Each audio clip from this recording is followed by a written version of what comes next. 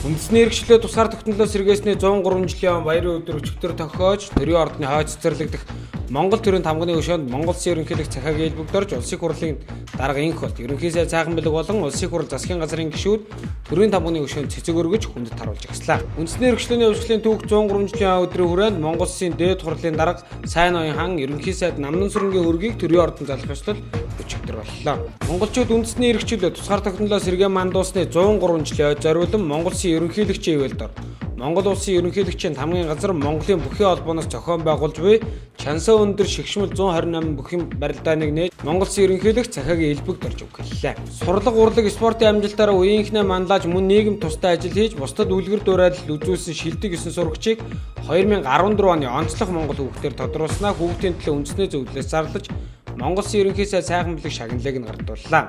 Шагналыг төрийн ордны ёслол хүндэтгэлийн танхимд гардуулсан юм.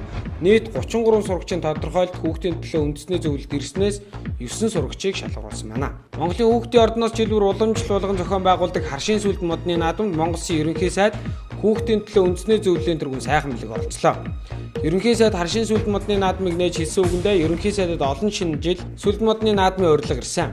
Өнөөдөр анхны наадамд оролцож байна. Хүүхдүүд та нар шиг байхдаа олон улсын найрамдал төв хүүхдийн ордны харшийн сүлд модны наадамд оролцдог байлаа.